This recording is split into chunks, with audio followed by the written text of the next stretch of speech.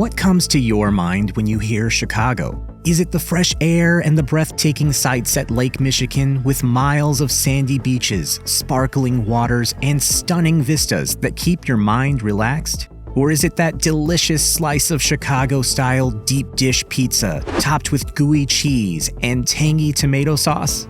Yummy. Or is it the Chicago Bulls' legendary star, Michael Jordan? Or about its striking skylines, arts, culture, and other recreational experiences? These are wonderful thoughts of Chicago.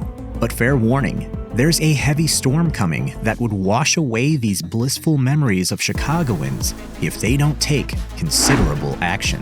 This heavy storm is due to the rapid growth of climate change and its negative impact on Chicago. Since Chicago's existence, it experienced the negative effects of climate change. As in those when heavy rain falls, there is always intense flooding that destroys lives and properties, as well as sewage pollution of Lake Michigan, Chicago's primary source of water, which leads to cholera and destruction of marine habitats. Now, why do you think Chicago is prone to a higher risk of the negative impacts of climate change? First, Chicago is located on the shores of Lake Michigan, which leads to an increase in humidity and higher temperatures during the summer months.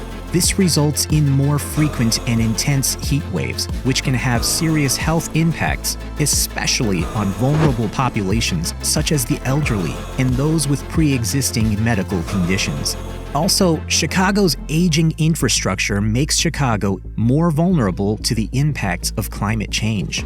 The city's stormwater management system, which was designed over a century ago, is inadequate to handle the increased volume of precipitation from more frequent and severe storms.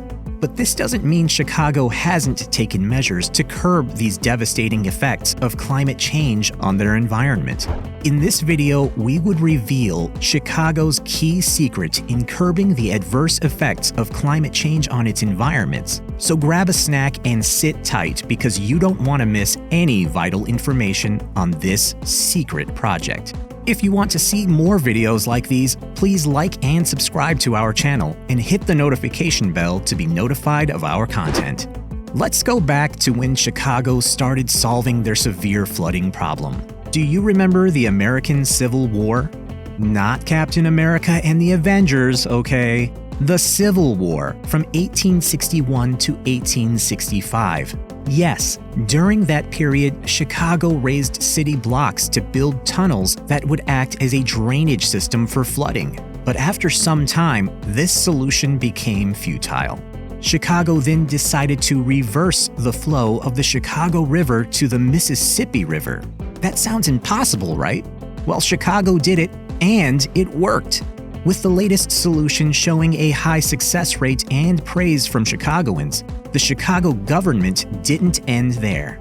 They established sanitary and ship canals to support their recent development, and also the Cal-Sag Channel to curb pollution and flooding. However, despite these efforts, Chicago still experienced intense flooding and water pollution worse than before. You thought Chicagoans had hit the jackpot, right? Well, sadly, that wasn't the case. So why was that? As they reversed the flow of the Chicago River to the Mississippi River, it affected the inhabitants of that area, which led to the filing of complaints and, as usual, hindered marine habitats which were dangerous for the ecosystem. Also, urbanization, increase in population, and human activities affected the ecosystem, thereby increasing the negative effect rate of climate change on Chicago, especially in the Midwest.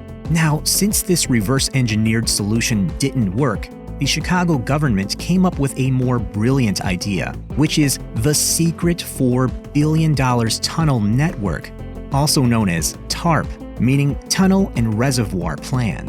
TARP is a large civil engineering project that aims to reduce the harmful effects of flushing raw sewage into Lake Michigan by diverting stormwater and sewage into temporary holding reservoirs.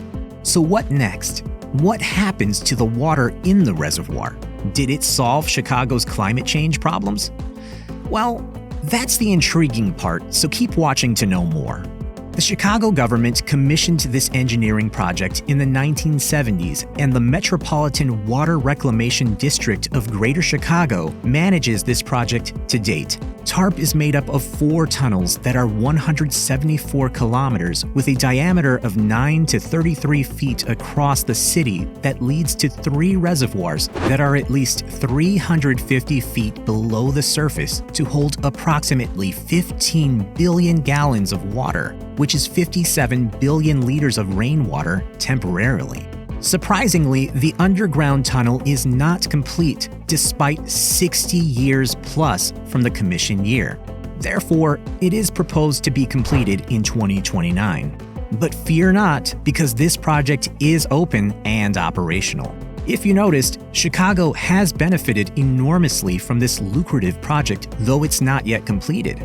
Chicagoans don't experience floods like how their forefathers did, and this project has protected millions of infrastructures from flood damages, which in turn saves Chicago from spending millions of dollars resolving flooding issues in the city.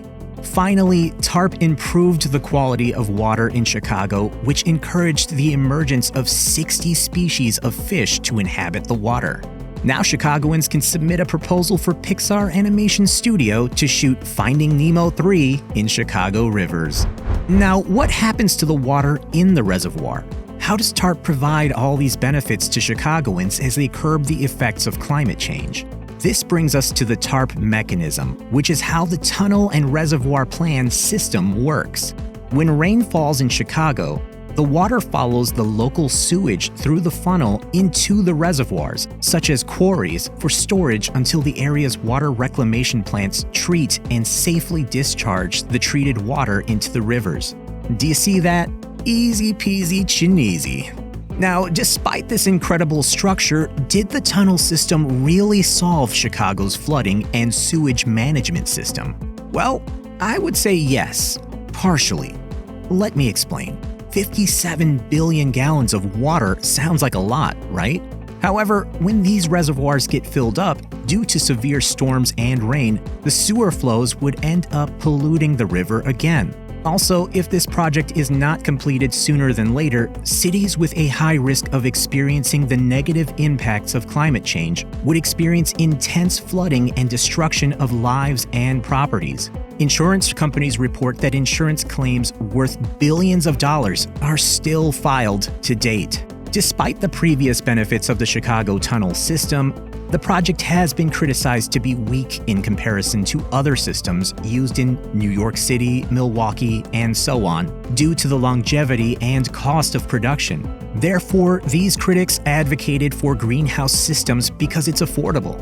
I'd say that due to the risk of negative climate effects, these critics emerged to hasten the development of a quick and operational system. In my opinion, Chicago should have both the greenhouse system structured and the tunnel and reservoir plan in place to promote sustainability and reduce the risk of negative climate change by 50%.